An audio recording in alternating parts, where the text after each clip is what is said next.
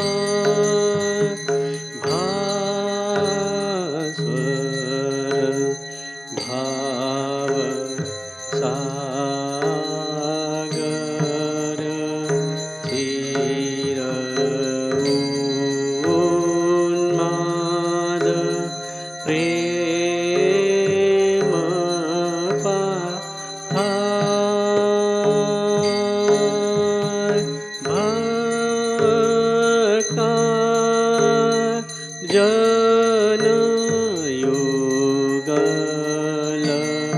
चरण भक्ता जन युगल चरण तारण भव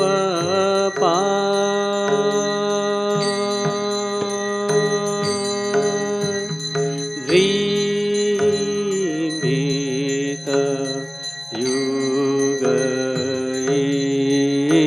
ईश्वर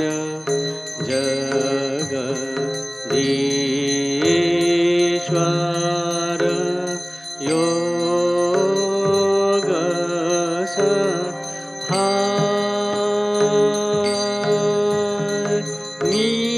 मीरो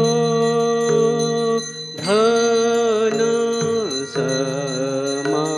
समाहित मन मीरो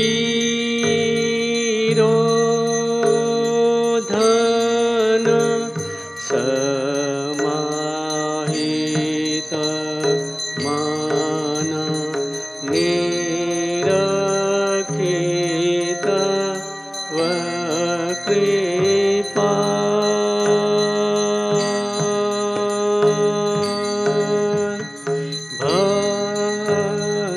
भंजन दुख गंजन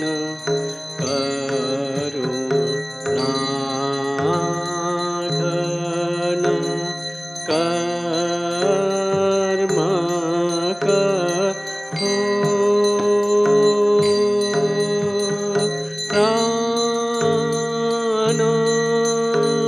प्राणार्पण जगत तारण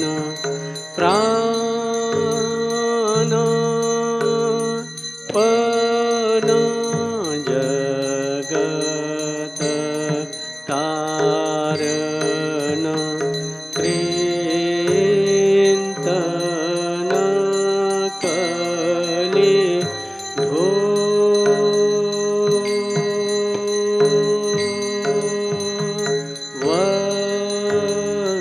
वंचन काम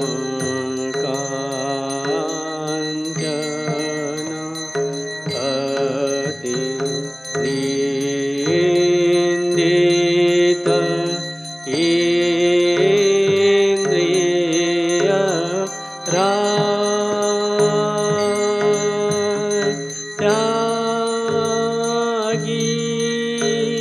त्यागीश्वर ते नरव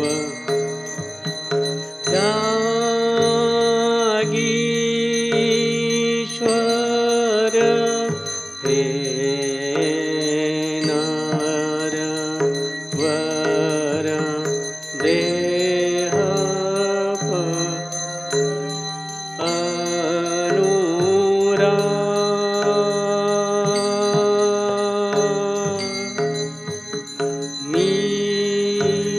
निर्भय गत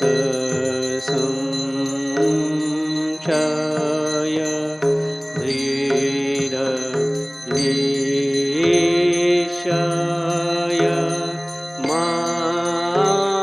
मानस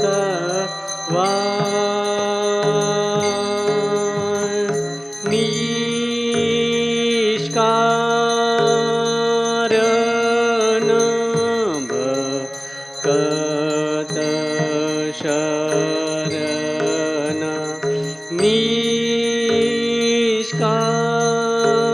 निष्कारण भक्त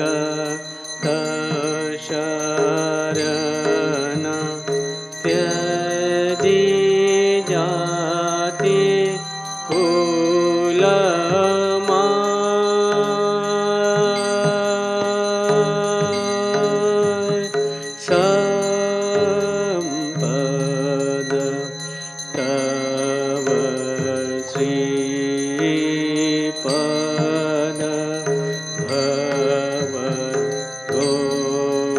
भवद्गोष्पद वारियथा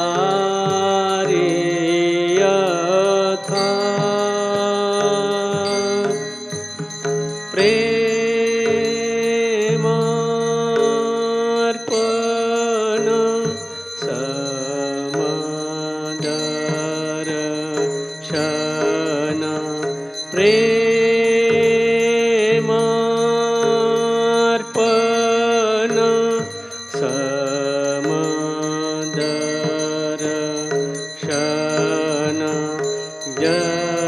जगजन दुःख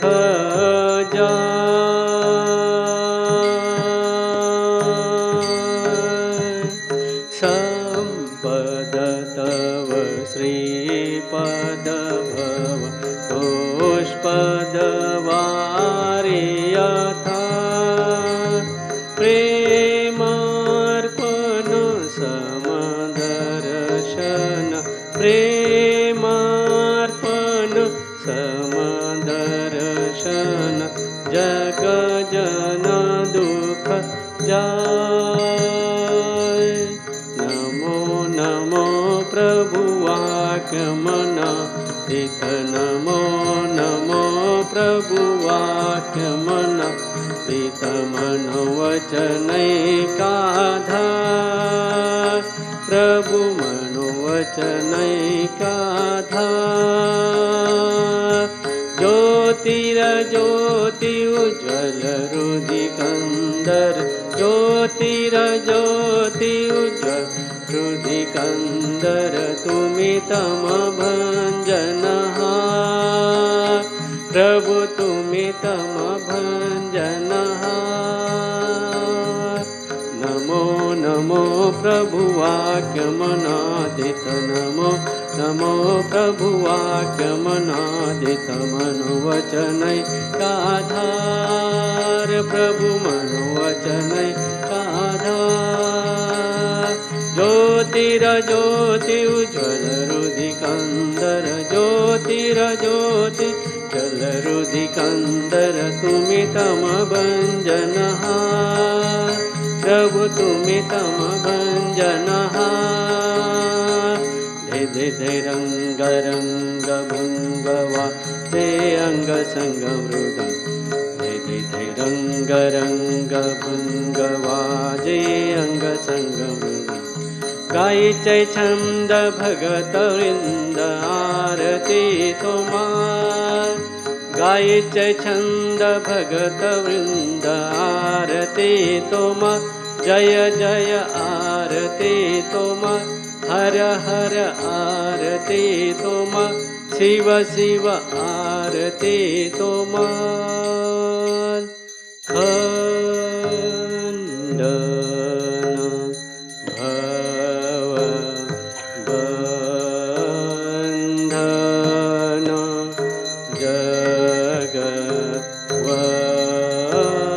जगवंदन वंदितो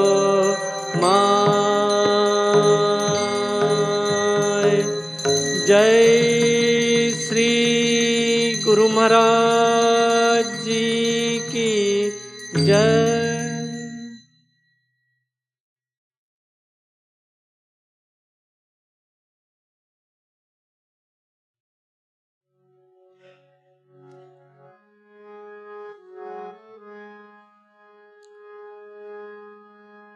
ॐ ह्रीं ह्रीतं त्वमचलो गुणजित् गुणेढ्या नक्तं दिवं सकरुणं तव पाद पद्मं मोहं कषं बहुकृतं न भजे यतोऽहं तस्मात् त्वमेव शरणं मम दीन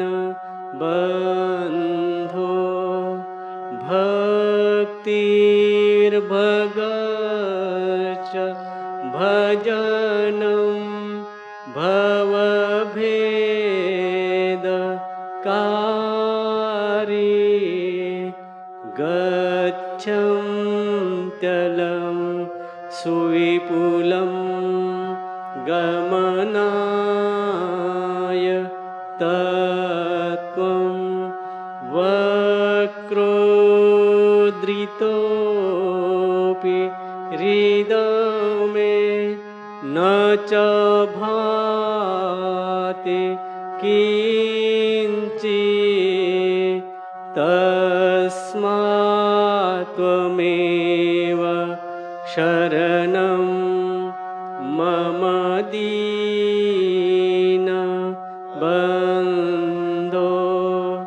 तेजस्तरन्ति तरसा त्वयि तृष्णा रागे कृते ऋतपथे त्वयि राम कृष्णे मर्त्यामृतं तव पदं मरणोन्नाशं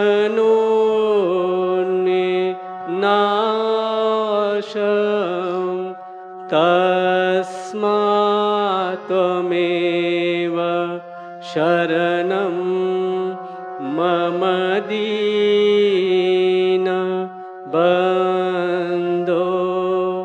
कृत्यं करोति कलुषं कुहकान्तकारी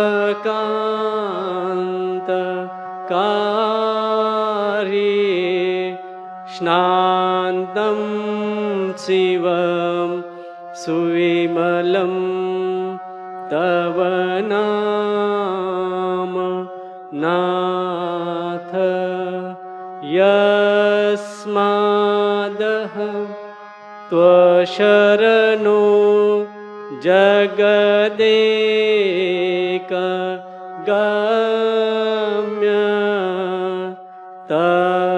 तस्मात् त्वमेव शरणं मम दीनबन्धो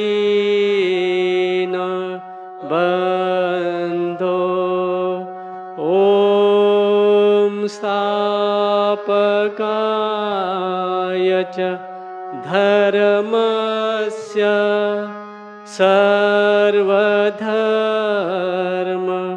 स्वरूपिणे अवतार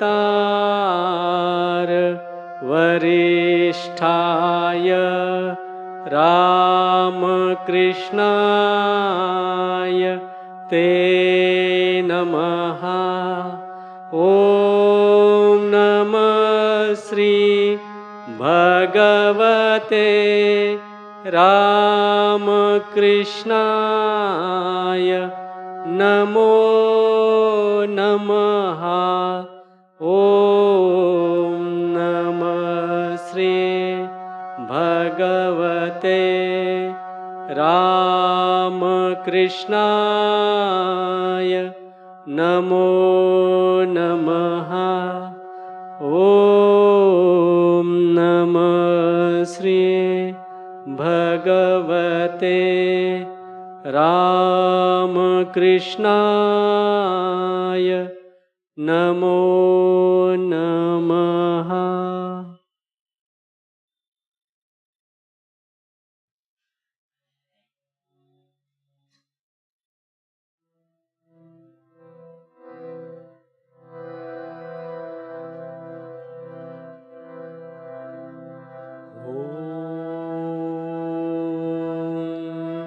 सर्वमंगल मांगल्ये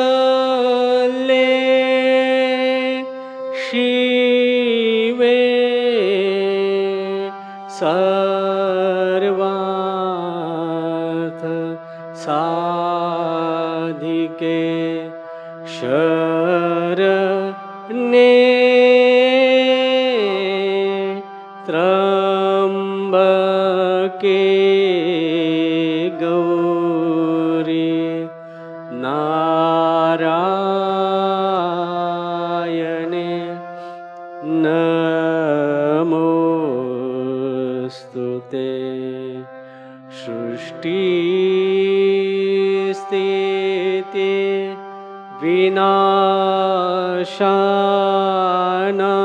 विनाशानां शक्ति भूते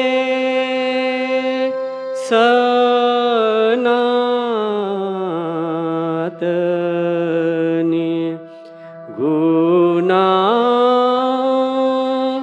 गुणाश्रये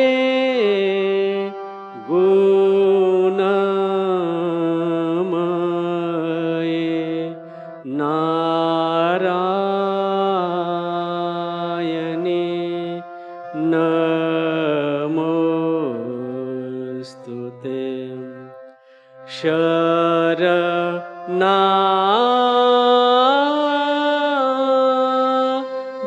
शरणागत दीनार्त परित्राण परायणे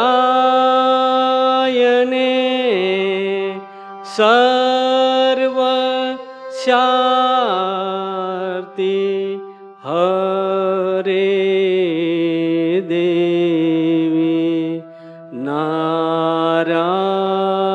नारायणे नमोस्तुते जय नारायणे नमोस्तुते जय नारायणी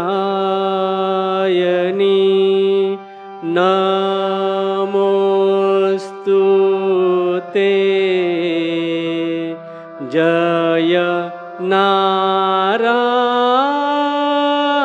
नारायणी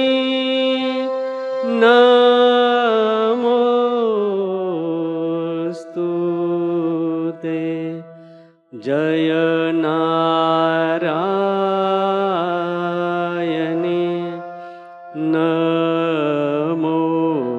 नमोस्तुते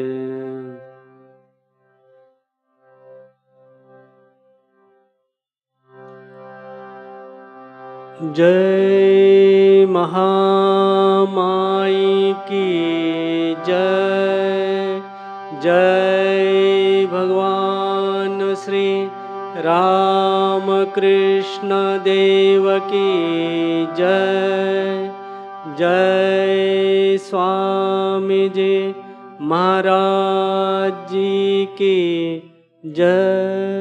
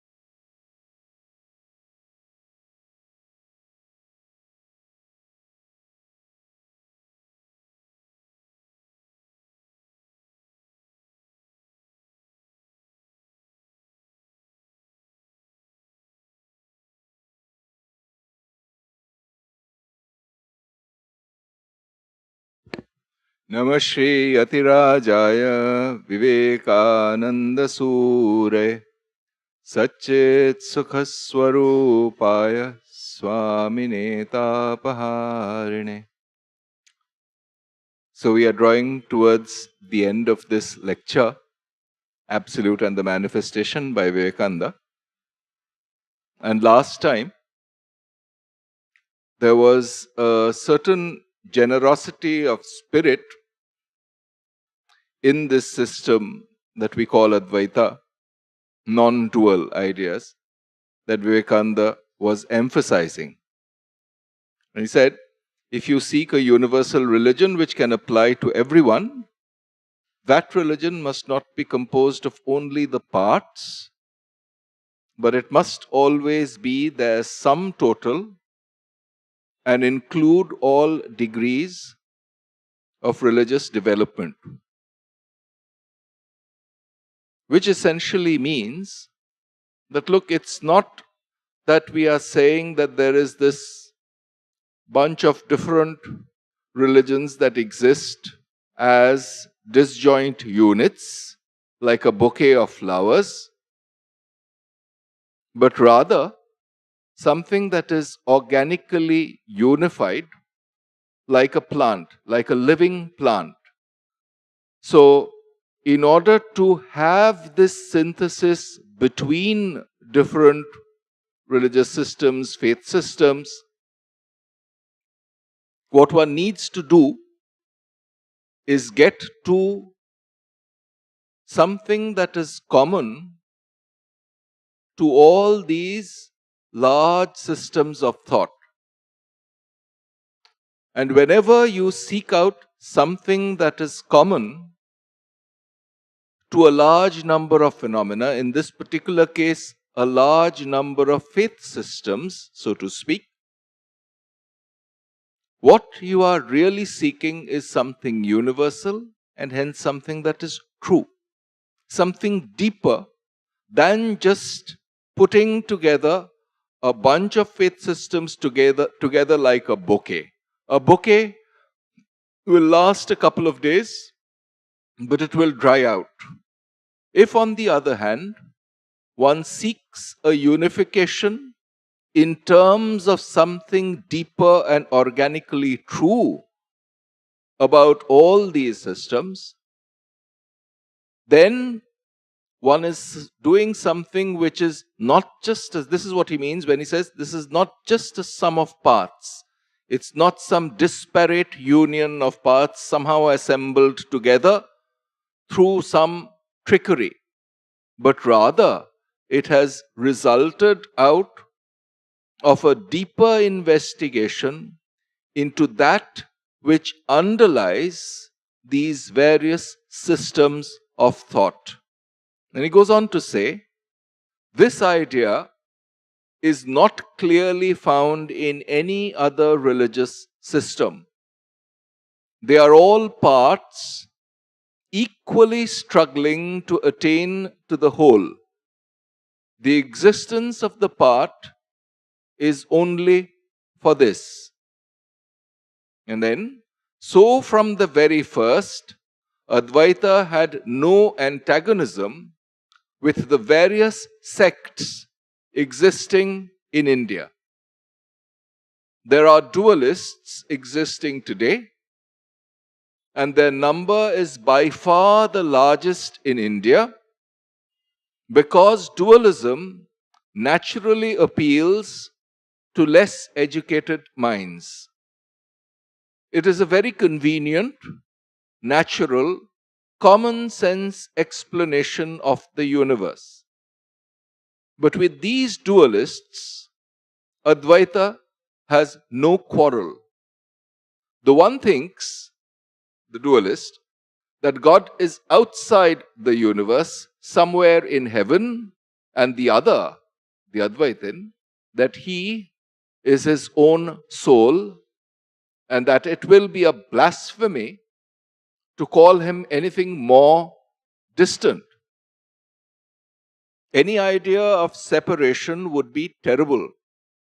He is the nearest of the near. There is no word in any language to express this nearness except the word oneness.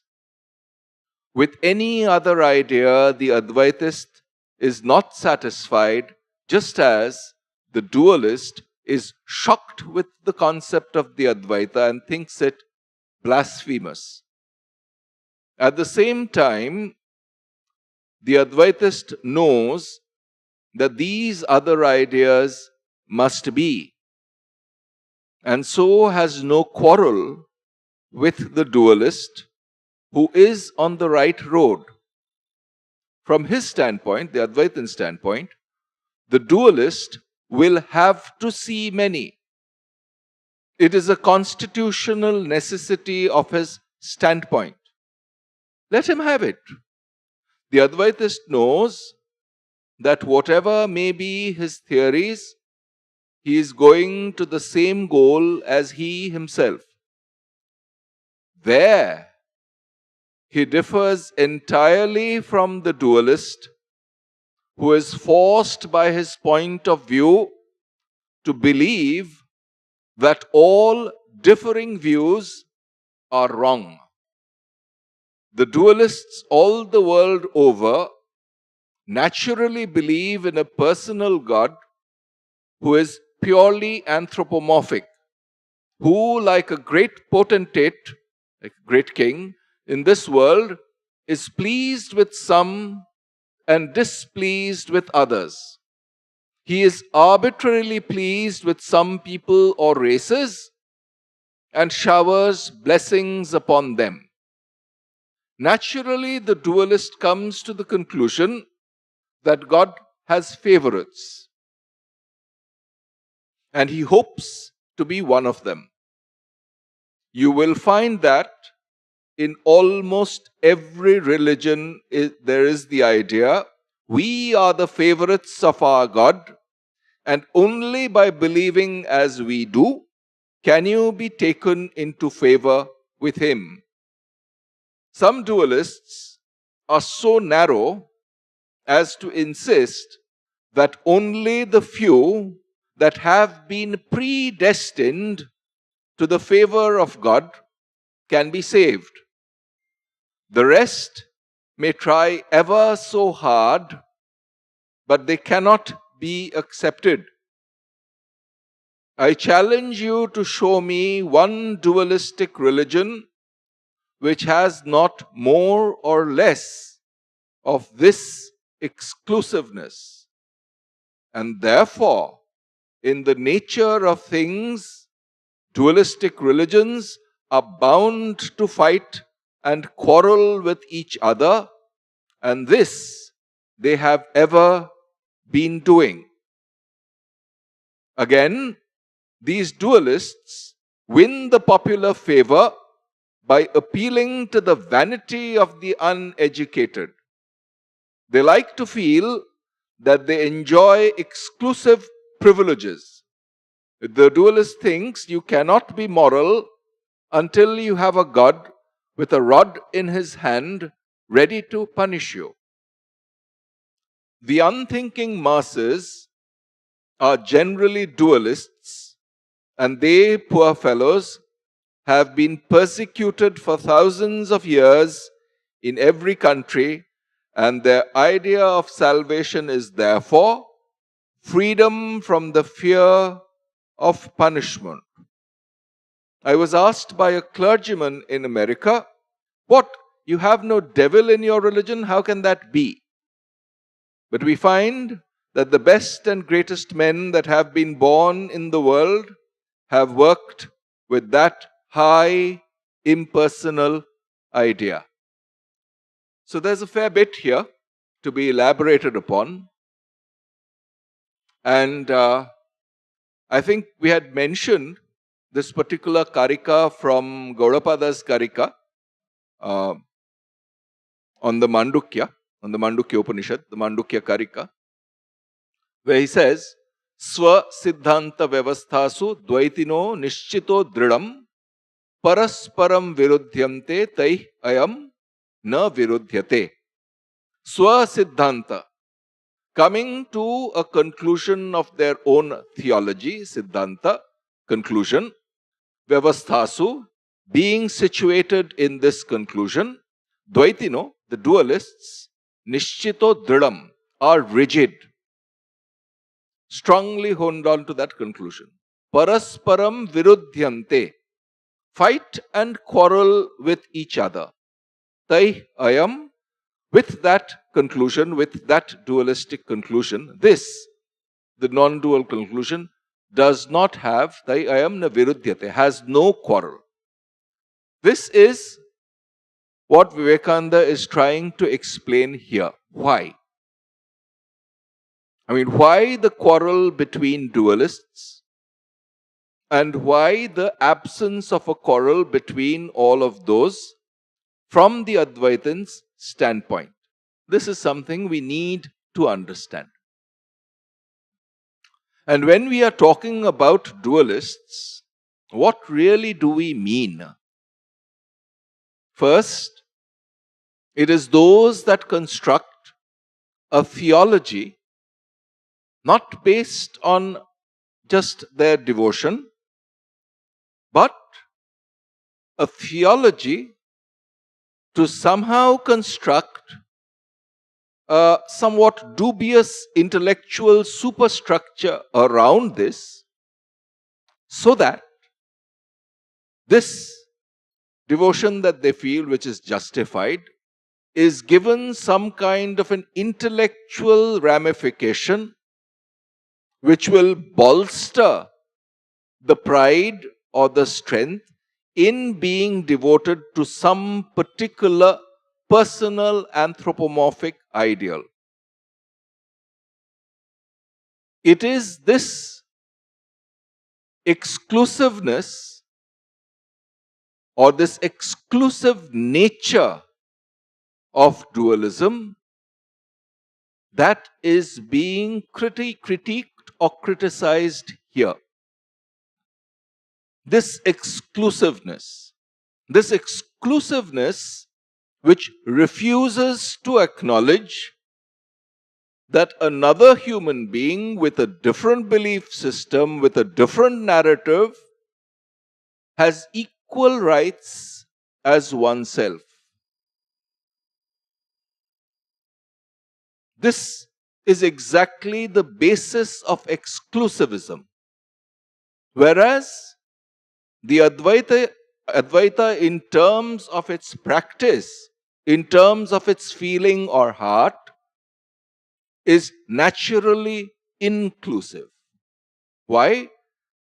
Because, and that's what Vivekananda has explained towards the beginning, it is inclusive basically because it understands that each of these dualistic positions are really aspiring for the same truth. Where does the problem arise? The problem arises when this partial aspiration is declared to be the end. If on the other hand, one says that, look, this is what I have understood so far, and this is what I am devoted to, maybe a dualistic ideal, but I'll have to proceed further, investigate more deeply, aspire more strongly, then there is no harm in that kind of dualism. The problem arises when one says that, no, I belong to this class of theologies which is called XYZ religion, whereas you belong to some other theology subscribing to some ABC religion, and XYZ is superior to ABC. What is one doing here really? It's basically this arrogance of the individual which basically tries to say, I am superior to you. That's all that they are really trying to do. And there is no real reason for it. The reason has been comfortably shoved under some theological carpet. And if you start asking questions about that theology, say, oh, you are going to go to hell, or Krishna is not going to come and rescue you, or such and such. I mean, some basic absurdities which essentially challenge one of the highest abilities of the human mind, namely the capacity to inquire, guided by an aspiration for truth. This inquiry guided by the aspiration for truth is the quality of mind that is required for the practice of Advaita. This aspiration for truth above everything else. If some petty personal belief falls on the wayside along the way because of this inquiry, so be it. It is this boldness that is required for the practice, where the value that is coveted above everything else is truth. Not some narrative that one has spun, not some narrative, some story which somehow or the other gives one comfort without knowing the true answer to it. And we call it faith, we call it belief, etc., etc. But really, is it belief? Do people act on those? Well, very often the flip side of such dualistic beliefs ends up being, I am superior to you. Well, one can't quite say that, because that will just sound obscenely arrogant. All that one says, no, this religion that I belong to is superior to the religion that you belong to. Which essentially means that they have really not made the effort to inquire into the foundations of these two things that they are comparing. Nor have they really tried to live by these principles. Why? Because principles are universal. Labels are not. And when one gets stuck on the labels or certain customs, then bloodshed, violence in the name of religion becomes something that rules the day. All right? So this is exactly the aspect of dualistic beliefs, namely the theological constructs, the intellectual bulwarks that are created by these dualistic beliefs, that is being criticized here. What aspect of the dualistic system is not being critiqued? And this is why, this is the part from this Mandukya Karika, the statement, Tai ayam na virudhyate. What is the part with which there is no conflict? The core aspiration. When the dualist sees dualism, but basically says that, look, here is what it seems to me. I want to know it more deeply. I want to purify my emotions, my feelings, so that I can go towards this subjective goal. Call it by any anthropomorphic name that you like. With that aspiration, there is no conflict in the Advaita. Why? Because it isolates precisely this feeling, this longing for truth. Call that truth by any anthropomorphic name that you like. But that core aspiration, in that core aspiration, the Advaitin detects the universality that's hidden in the human heart. Once it detects that, it cannot regard itself, the Advaitin cannot regard himself or herself as superior to a dualist who, through his own understanding constitutional, is proceeding towards the same goal. So the Advaitin really understands this, that all through their subjective aspirations are going towards this core goal. But when they try to project that in terms of some intellectual superstructure, some theology,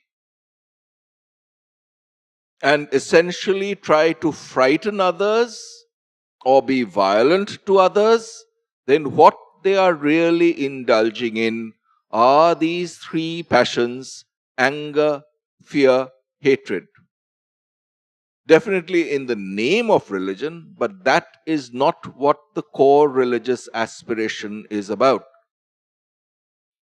At that stage, what people have done when they try to prove one religion superior to another, giving rise to violence, giving rise to lynching of one by another, giving rise to violence, hatred, what one is doing is forgetting the core principle and reverting to this tendency to form tribes. Going back in terms of evolution to a time where there were fragmented realities, little tribes fighting with each other for the resources of this earth. It is that animal nature that is coming to the fore, and that is being critiqued. And this fight amongst tribes manifests precisely when one tries to say that my belief system is somehow superior to yours. As opposed to what? As opposed to asking the question, okay, you have made these statements which are supposed to indicate certain belief system that you have. These are the statements that I make in order to understand, in order to describe the belief system that I have. What is it that is common? What is the language in which we can communicate to find that which is common to both? Something that is deeper, something that is more universal. And if we can find something that is deeper, something that is more universal, then surely we will be closer to truth. And we will not have to sit in judgment about people claiming to believe in a different system, because that's the path they have chosen. It is this universality, this generosity of spirit, this Catholicity that forms the foundation of the statement that Sri Ramakrishna made, Yatomat Tatopat. Basically, any individual's constitution cannot be the same as any other person's individual constitution. So should we put everybody into the same Procrustean bed, chop off their hands and feet to make them fit the same size? That would be ridiculous. And it is trying to cut people down to make them fit the same shirt size that gives rise to violence between religions, between people and people. Today, the fourth largest group of people, if you divide into demographics amongst people who subscribe to various religions, then the fourth largest demographic, consisting of more than 1 billion people, basically say that they are not allied or they do not belong to any particular organized religion. Why? Because consciously or unconsciously, people are growing out of these limitations. They somehow feel instinctively that these theological constraints that are imposed on them by any organized religion and the constraints that it brings, that is not what they are about. There is something else, something more, something different. And this is very much in the nature of how things be. In a different place, Vivekananda says, I wish there were as many religions as there are people on this earth. Why? Basically because it means that what really constitutes this deepest religious urge is being true to one's deepest being, to one's deepest aspirations. Can you really dictate, look, it's it's as absurd as saying that I like ice cream with vanilla flavor and therefore that's the only flavor of ice cream that should be manufactured. Everybody understands that's ridiculous. But somebody likes vanilla, somebody likes strawberry, somebody likes some other flavor. One does not fight about why one flavor is superior to another.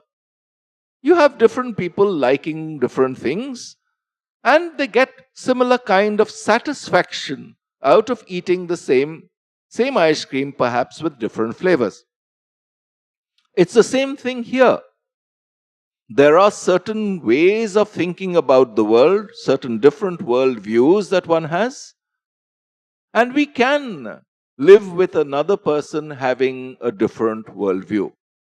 Not only can we live with another person having a different worldview, it would be incredibly boring if everybody did have the same worldview. Then we'd start striving to find out something, some aspect where we differ, and then keep on trying to prove ourselves superior to the other belief system by saying that, no, I subscribe to some subset of this belief system, and you subscribe to a different subset of the same subset of the same belief system. I mean, that's how what is happening here is essentially what one is trying to do. And where exactly is the dualism here? It's basically recognizing what is at the foundation of this misunderstanding. At the foundation, it's basically saying that you are different from me. Now, if one is the first thing is recognizing, okay, fine, you have a different appearance, I have a different appearance, surely we are different at that level. But suppose one can find that no, at a certain more deeper, easier, simpler level, you're a human being, I am a human being. There one has stressed the similarity, not stressed the difference. It's as simple as that. What are we seeking to emphasize? What are we focusing our attention on? We can choose to focus our attention on the similarity. We can choose to focus our attention on the differences.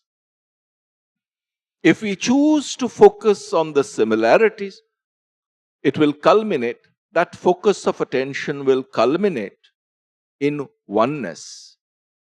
Yeah? We had mentioned this thing from the Brihadaranyaka earlier. Yada sarvam atmaiva bhut tat kenakam pashyet kenakam shinuyat kenakam manvita kenakam jigret kenakam vijaniyat. And then finally, vignata aramare kena vijaniyat. Yada sarvam atma eva abhut.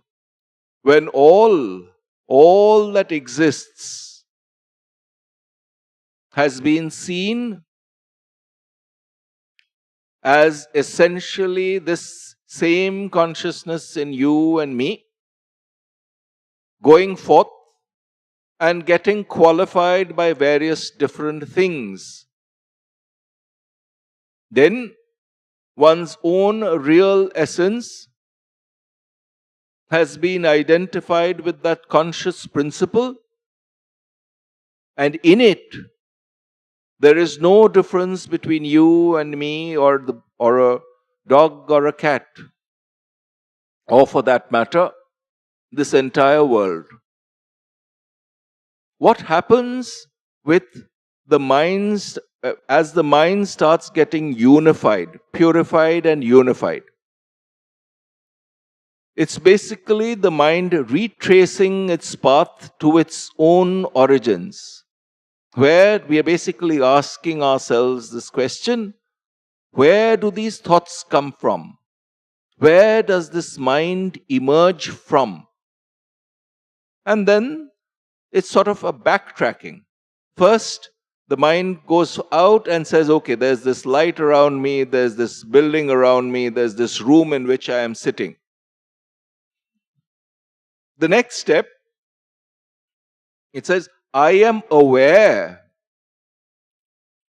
of this room around me, this laptop in front of me, this mic in front of me, etc., etc. What one has moved, the shift of the position is basically there is a room outside of me too.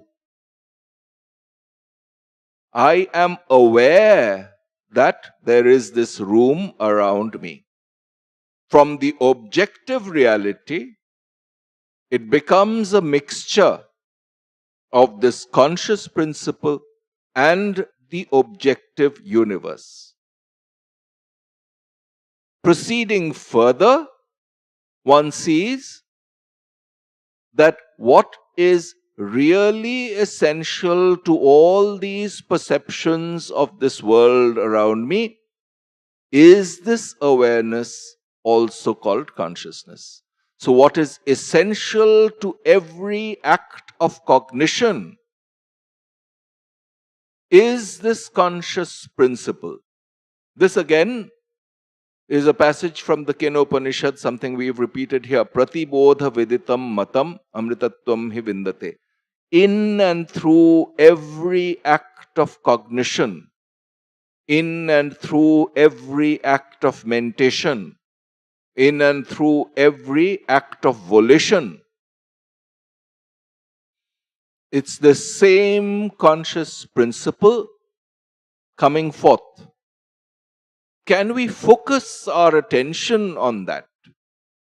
It is like turning the mind inward towards its own origins, towards its own conscious origins, the conscious aspect of every act of the mind, trying to catch hold of that conscious principle which is universal.